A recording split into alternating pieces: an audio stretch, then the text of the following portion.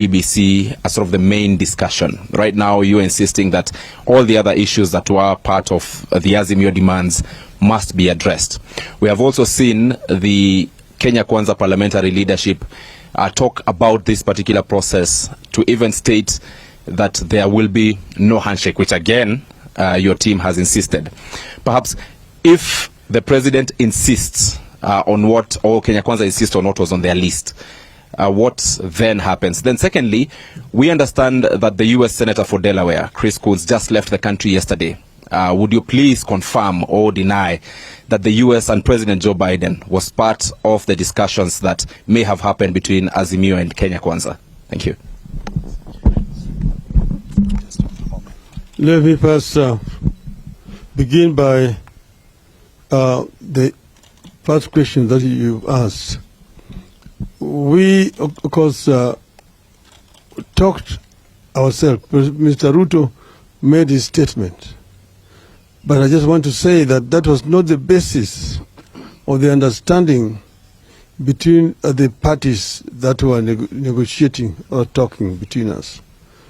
That statement fell far short of what had been agreed, and they know it. And that's why in our own statement, we reiterated firmly what was going to be the basis of our engagement with Kenya Kwanza. And what we have reiterated in this statement is not different. We have actually mentioned the same issues that we said we wanted to be addressed. Those are the issues which made us go to the streets. And we mentioned them clearly. One, auditing of the servers so that we can put this matter to rest. We understand that some people are trying to tamper with the servers. They need to know that we are watching them.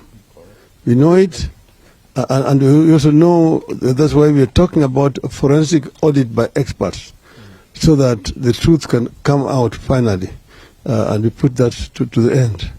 Secondly, we mentioned the issue of the cost of living of our people. And we know that our people are suffering. Somebody who does not know that does not live in Kenya. We know so many of our people who cannot put a bread on the table. And we said we will not rest until this matter is resolved.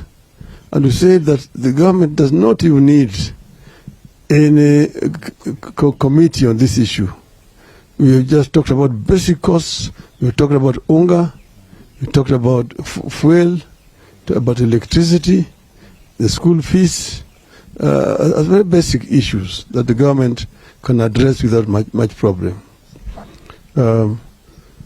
Secondly, I don't know where you got your information from, but Senator Coons left Nairobi, I think it was on Sunday last week, because I talked to him on Monday, and he had already arrived in Washington, D.C. Because he met the other side, and he also came and met with us. And we told him exactly what we know and the reason why we are actually going to the streets. And he said that that is our democratic right, to go to the street to protest peacefully. He did not see anything wrong with us doing that at all. So, but we need to know that we are not a colony of the United States. So we do things as Kenyans. We are happy when our international friends want to come and make suggestions how we should resolve our issues. But ultimately, Kenyan problems must be solved by Kenyans, Kenyan leaders. That's the reason why we said we are calling a truce, a ceasefire, to give negotiations a chance.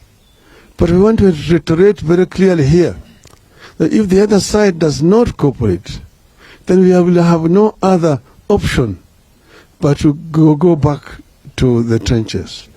And this will be maybe as early as sometimes next week. We'll take 2 more questions. All right, sir. My name is Emmanuel Tov from KTN News. 2 questions. One, are you already having a list of those members who will be in the committee, in the bipartisan talks? Do you have a list of those who will be there and who will be leading the team? Number two, are you warming up or are you ready for the position of the official opposition if that is floated? Thank you. Yes, we know who is going to represent us. It has been suggested that we will have a committee of 14, that is 7. This is from Parliament, both houses of Parliament. But we have said that this process, we want it to be akin to the process that was led by Kofi Annan. That is going to have members of Parliament in it, but they are going to sit outside Parliament.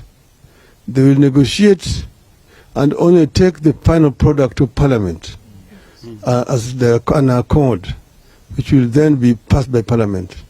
We don't want it to be taken and then be encumbered with those rules and so on of Parliament.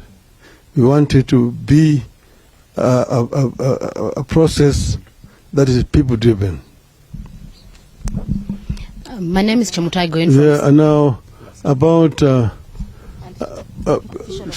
want to make it very clear. We have never talked about a handshake. That is a language coming from the other side. They're the ones who have been saying, oh, these people, unataka tu handshake, nusu mukati, and so on. Take it to Mr. Gachagua. Tell me, I don't even want to shake his hands. My name is Chamutai Goin from Citizen TV, and I have one question. Looking at the bipartisan approach, is your team maybe concerned about the neutrality of Parliament, alive to the fact that there have been a lot of movements that have been witnessed, and is that why maybe there's that call to have external individuals who are not members of Parliament, noting that maybe there would be allegiance to the various parties that they represent? Now, what we have said is that we will have members of Parliament negotiating with their members of Parliament. But we have also a team to which that team negotiating is going to be reporting to. And we expect that the other side will also have a similar structure. We will not say that these other ones are also going to be negotiating. We'll have members of Parliament negotiating, but they are going to be answerable to a team of leadership from Azimio. Last question. My name is Justice Ochieng from Daily Nation. So, Diga, you mentioned that there were prior meetings between members of your team and members from the government side, and that the president's address fell short of the issue that had been discussed. Maybe what are these issues that were discussed, and who are these members of these teams, and when did they meet? That is not really an issue of concern to you when they met and so on. And those who met actually were representatives, emissaries from both sides. But you need to know that the request came from the other side. And our people responded and gave conditions. There have even been allegations that I met Mr. Ruto, maybe, I don't know, in the Mara and so on. Nothing could be further from the truth. There's been no meeting between me and Mr. Ruto. But we say that the statement did not include what we had been agreed. And that's why we took the opportunity and the privilege to reiterate the issues that were put on the table. Thank you very much.